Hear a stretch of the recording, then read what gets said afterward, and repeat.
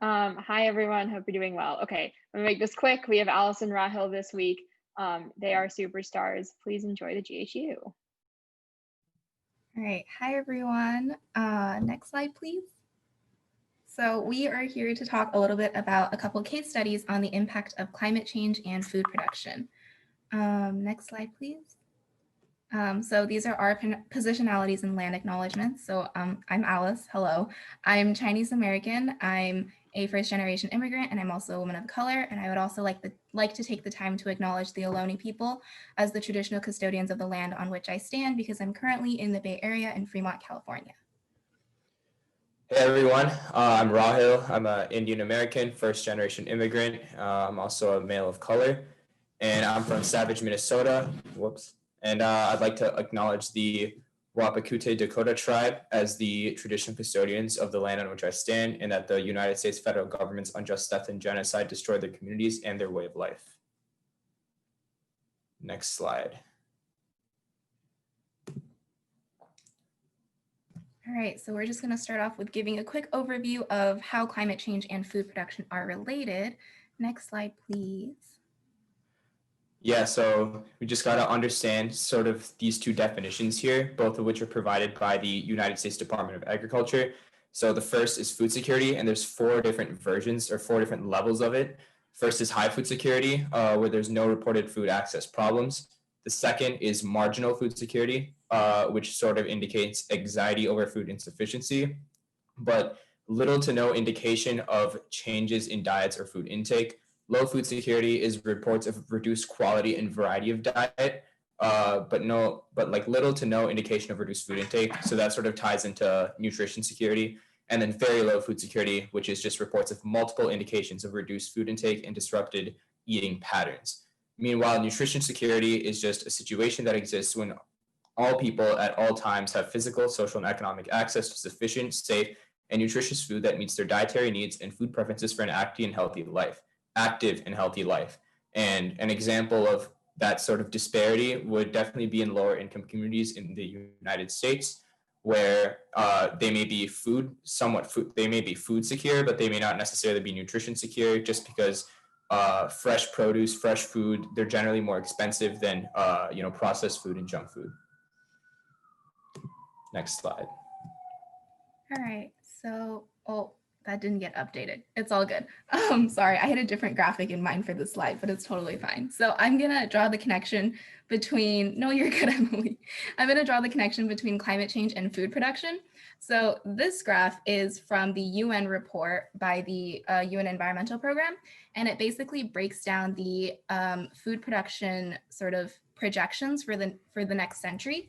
And as you can see, so you have a blue bar and then an orange bar, and both of them should add up to 100% for each time period. And then as you can see, as the time goes on, the darker the orange means the more severe food production yields will drop.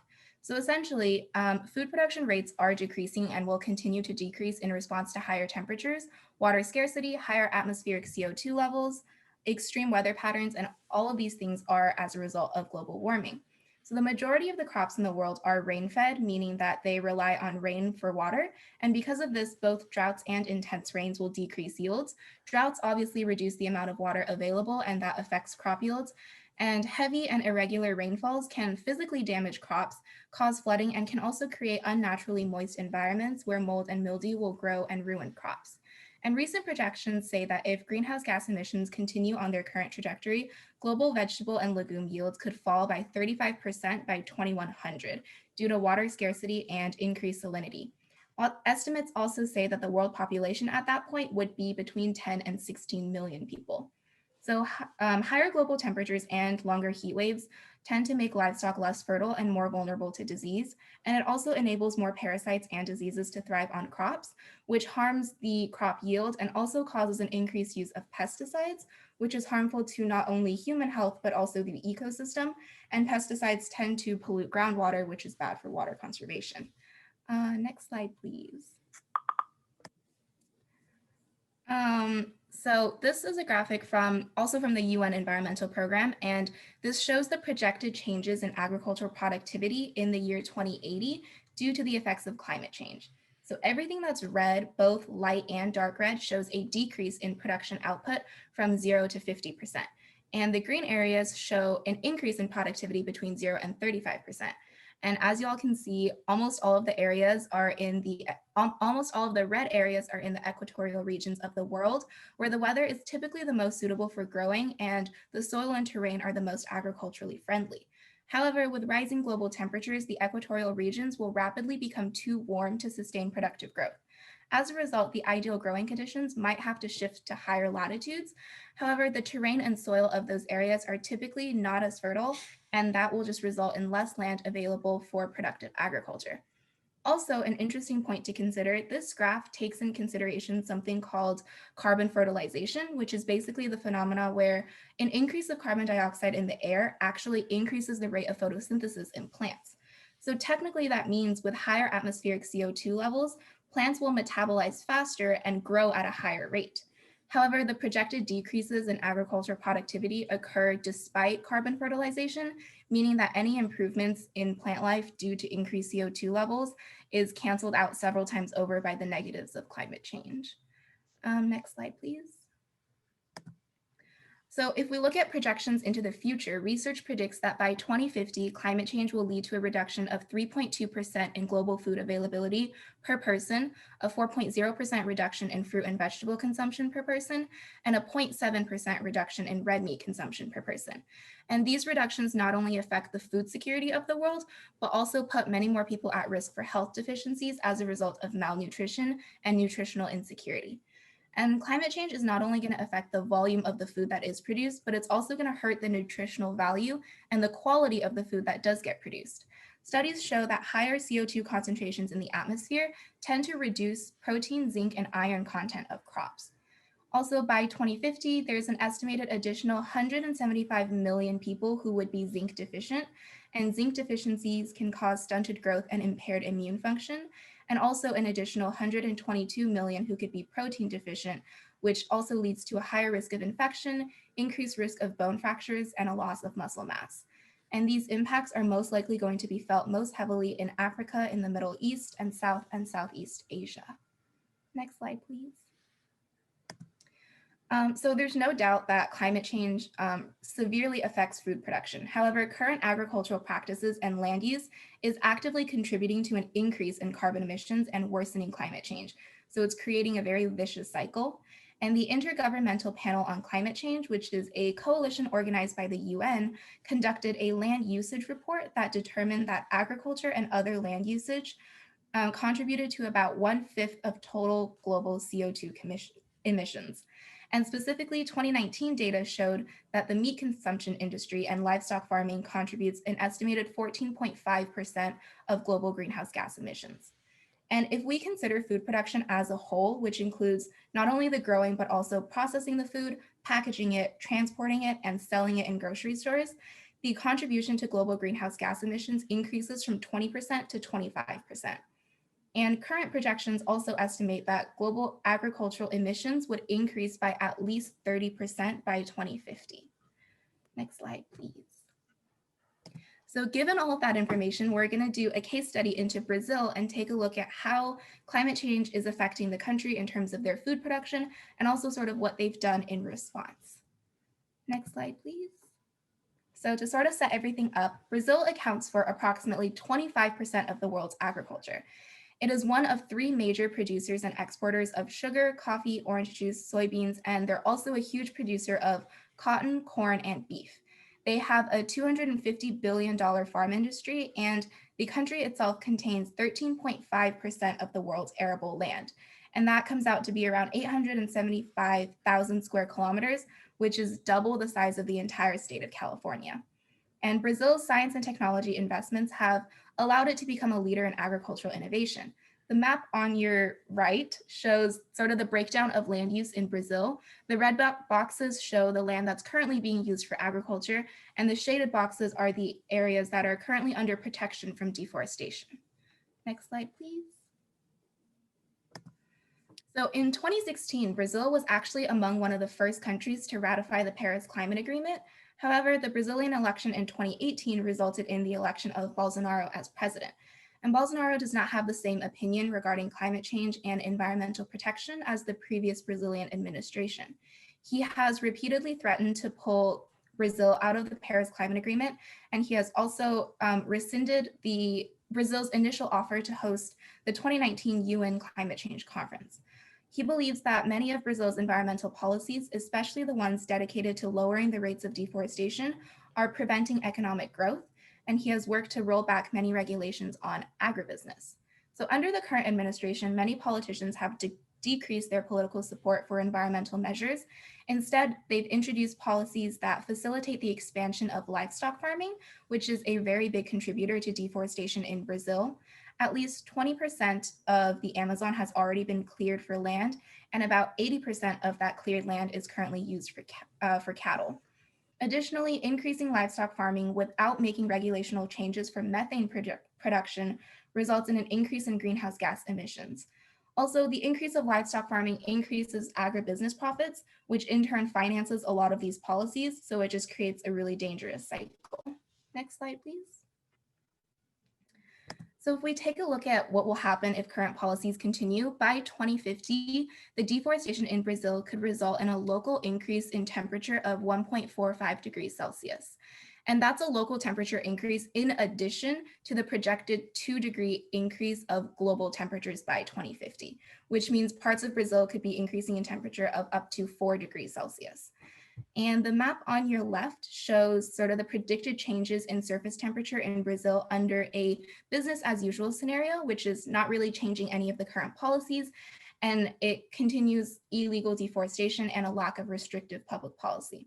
On the right, it shows the temperature changes with the enforcement of Brazil's forest code, which was reintroduced in 2012 that includes strict forest restoration policies. They have minimum quotas for the size and number of the forest reserve spaces, and also really strict enforcement laws. Unfortunately, the forest code is not super well supported right now in Brazilian politics. Next slide, please. So if we look at from a purely agricultural sense, one of the biggest concerns for Brazil's food production is soil erosion and soil quality. The biggest threat to soil quality is something called rain erosivity. And rain erosivity is essentially the ability of rainfall to cause soil and surface erosion, which then degrades the soil fertility and prevents water retention. And climate change can severely affect rainfall erosivity by changing rainfall patterns.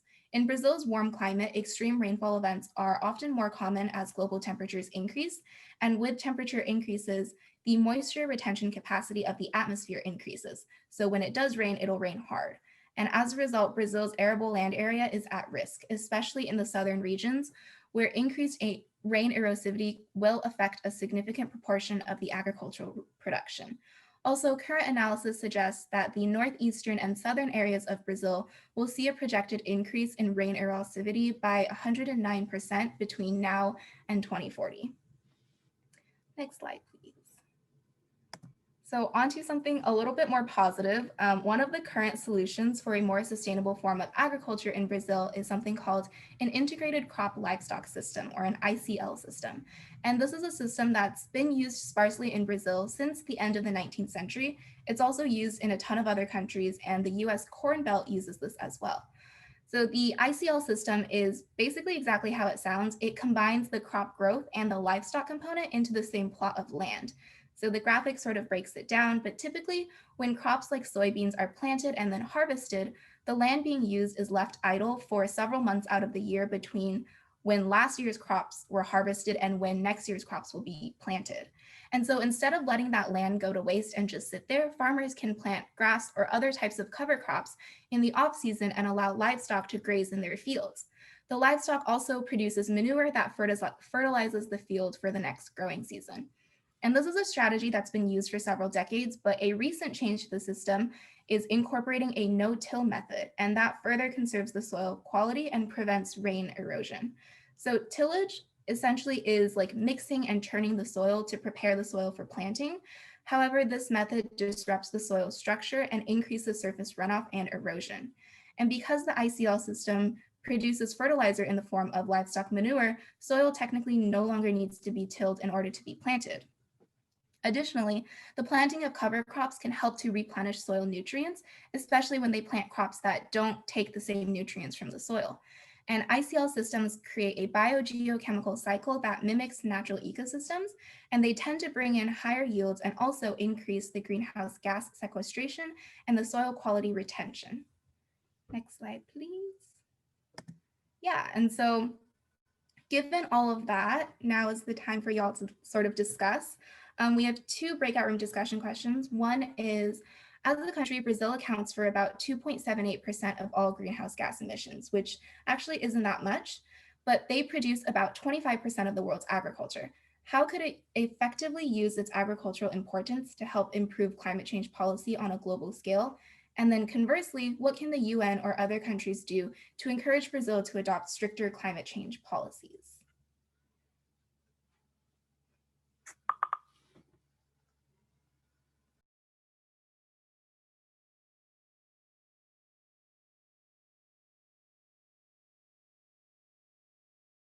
Is everyone back? Yeah. Okay, cool. So yeah, I guess I just wanted to hear y'all's thoughts. If y'all want to just like shout out, or I have participants pulled up, so if you want to use that too.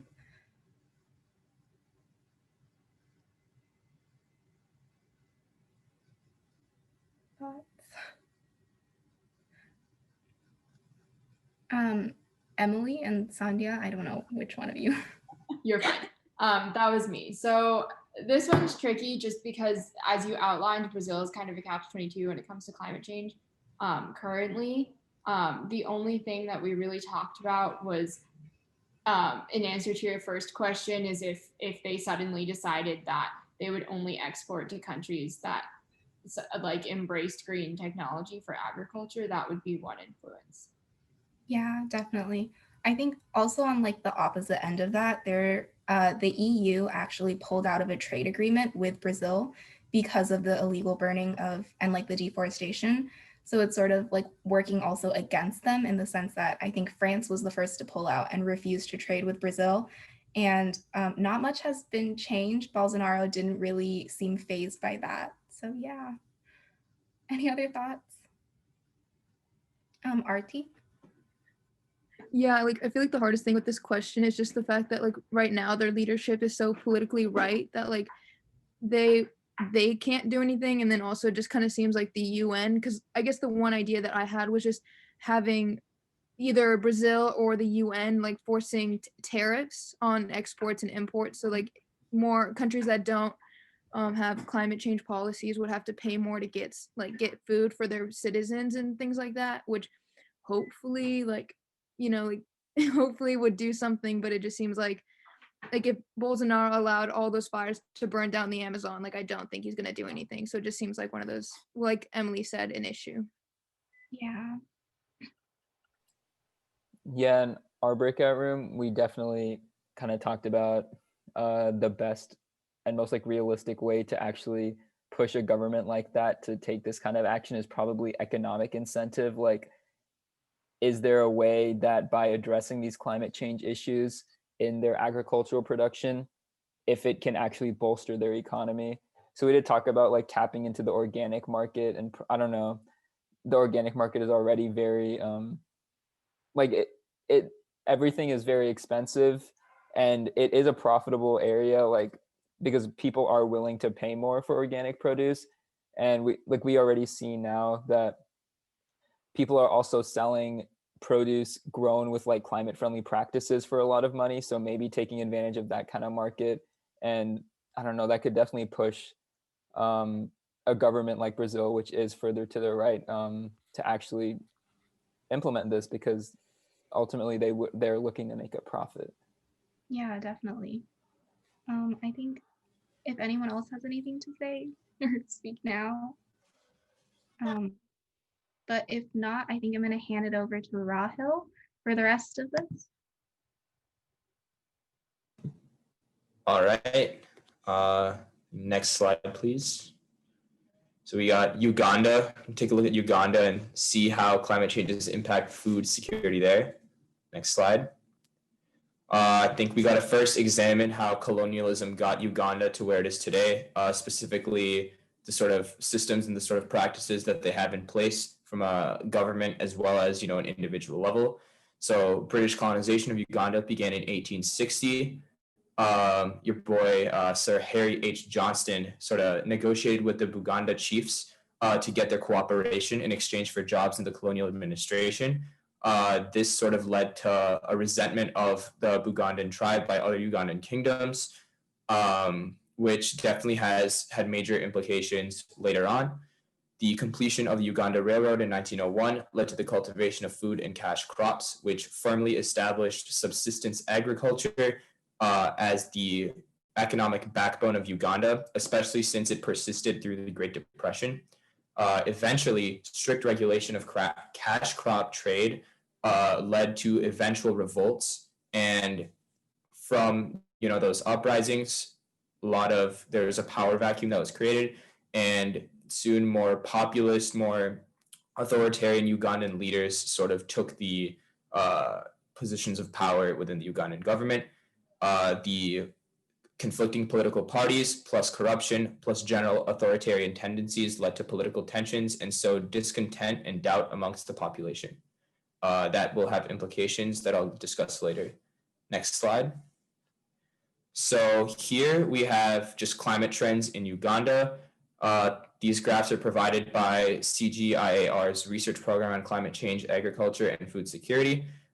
We can see in the graph on the left that we have the average monthly rainfall from 1981 to 1990 in light blue, 1994 to 2003 in like medium blue, I guess. I don't know how else to put that. And then darker blue in 2006 to 2015. So this graph sort of indicates that the average monthly rainfall has actually increased over time. And while at first glance that actually may seem like a good thing, what we have to pay attention to in this graph is the error bars. These error bars indicate that rainfall variability has increased over time. And the reason why that's bad and potentially dangerous is that it sort of changes the growing seasons and can screw up food production. I'll go into more detail on that later. And then looking at the graph on the right, we have the average monthly temperature anomalies. From 1980 to 2000, we can see that the average monthly temperatures were cooler than average for that time period. But then from 2000 until 2015 and continuing onwards, average monthly temperatures were actually warmer than the average for the time period. And the same report projects that this trend will continue until 2050 and potentially beyond if nothing is done to at least mitigate emissions and climate change. Next slide. Just a little bit more background regarding the food situation. So Uganda produces more food than it consumes, but poverty is what sort of acts as the limiting factor to nutritious food. So like while the poverty rate has decreased from 31 to 19.7% from 2005 to 2013, it's actually increased to 21.4% as of last year due to an economic slowdown. And rain-fed subsistence agriculture has actually proven to be an economic downside risk due to the impacts of climate change, and especially in the near future and beyond if these impacts are not mitigated. And that projection is brought to you by PwC, which is a multinational consulting firm. Additionally, a faster rising population due to Uganda being a developing country and like a younger population, which leads to more population growth, as well as the influx of refugees from other countries. I think this fast rising population definitely makes issues of food and nutrition security paramount. And then on average, around half of Ugandans consume less calories than they need every single day. So this combination of a fast rising population, increasing poverty rates, and political tensions will make adaptation to climate change much, much tougher, which threatens food and nutrition security across the region. Next slide. So this image sort of breaks down the 4 pillars of food security, which are availability, access, utilization and nutrition, and stability. And climate change will have severe impacts on all 4 of these if not mitigated properly. And also these are sort of the implications that are happening currently in Uganda. So regarding availability, shifting growing seasons due to the climate change discussed previously, as well as environmental degradation, will contribute to reduced agricultural production, which drastically lowers Uganda's food supply. Next, we have access. It's just basic economics, supply and demand. If you have less food, prices are going to go up since farmers need to compensate for potential lost revenue. And this has the worst impacts on the impoverished, since more of their meager income will have to go to food, and some will not be able to afford food after these inevitable price hikes if climate change is not mitigated. And that, of course, impacts food and nutrition security across the region. And then this cycle will come back to bite farmers because less customers means lower income, and they can't reinvest that income into their businesses. Next up, we have utilization. So I personally have never heard this term before, so I'll quickly define it for everyone. So food utilization is the proper biological use of food, requiring a proper diet to provide sufficient vitamins and nutrients, access to clean water, and adequate sanitation. So last week's presentation from Roshni and Xavier told us about how climate change can contribute to the rise in disease spread. And Uganda is definitely not immune for this due to the lack of healthcare as well as climate change infrastructure in the area. And then the rise in diseases lead to improper food utilization, especially amongst children. And then these all contribute to the last pillar, which is stability. The fluctuation of food production lowers food access and disrupts livelihoods overall due to all the other factors discussed above. Next slide. So I guess that begs the question of, what's been done, as Ohio farmer David Brandt said so eloquently, not really that much, but it's honest work. The UN World Food Program surveyed many of the villagers in Karamoja, which is a region in northeastern Uganda. 3/4 of those respondents said that they didn't even know how to adapt to climate change other than selling charcoal and firewood, which has definitely contributed to deforestation and environmental degradation. But fortunately, there is one project being sort of started by the Environmental Conservation Trust of Uganda. They've actually compensated Ugandan farmers to plant trees to sequester carbon dioxide, curb soil erosion, and keep waterways free from siltation, which is when water gathers silt and becomes more contaminated. And we have to remember that while individual participation to combat climate change is a good thing, we all have to focus on the top level government systems in place that have the best have the highest ceiling for solving a lot of these problems. Next slide. So we can go to breakout rooms really quickly, just to sort of discuss these 3 questions. I can post them in the chat, in the Zoom chat.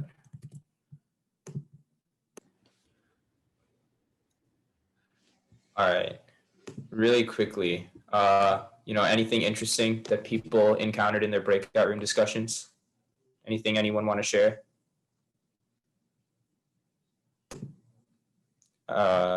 Nari? Is raising your hand. Nope, that's an accident. Oh, okay. I have some stuff to share. My group had a really great discussion. I think what came out of it was if there was going to be this climate change counselor, some sort of outsider coming into Uganda and talking about climate change with locals, then I think it's going to require just a significant amount of cultural sensitivity and knowing the people, the land, the culture, the history, all that sort of stuff. And really there's no end to it. And I think it's important to know that you can try as hard as you can and it helps, but at the end of the day, yeah, you're still an outsider. And so that led me to think about there are already efforts being done in country. And so really it should be more about spotlighting those people and those initiatives and making their voices heard with wider audiences so that their knowledge about how to combat climate change and how to do that through food access gets proliferated through more communities instead of expecting an outsider to come in and provide this kind of knowledge. Yeah, no, that's a great point. I think that also ties into the TED Talk that you showed us earlier about, you know, one single story, and that sort of flipping the narrative that, oh, it's not like these people are dependent on Western intervention. Rather, these people are taking charge of their communities. They're connected to their land. They're sort of, I guess, for lack of a better phrase, like healing their land and, you know, making sure that they themselves can adapt to climate change. I guess, you know, centering the people, like centering like the culture, centering the people of Uganda is definitely a good way to go about doing it. So it's definitely important for climate change counselors, quote unquote, to be culturally sensitive for sure. I think we're a little over time. If anyone else has like a burning desire to share something, feel free. Otherwise, I can just move on to the final slide. All right, cool. So one solution that I looked into was water harvesting. So it's basically when rainwater can be harvested from roofs by building gutters that guide rainwater into tanks, as you can see on the diagram to the left. There's definitely a good amount of benefits, but there's also costs as well. Some of the benefits, first of all, it saves time, and it also can provide supplemental income. That's 1,000 Ugandan shilling per jerry can, which comes out to around 27 cents. Additionally, they provide a great source of quality water. And third, and perhaps most importantly, they prevent water depletion from natural sources and decrease erosion from surface runoff caused by heavy rain. But they can be expensive, especially for, you know, the northeastern rural communities of Uganda. Got a 7-liter tank costs 2.3 million Ugandan shilling, which is 618 bucks. And a 50,000 liter tank costs 4 million Ugandan shilling, which is $1,075. And then lastly, I want to actually sort of elaborate on how the WASH project can actually help with this effort. So the education initiative specifically regarding proper water use will allow residents to use their harvested water properly so that they can save time, money, and labor while also ensuring that the environment around them stays stable.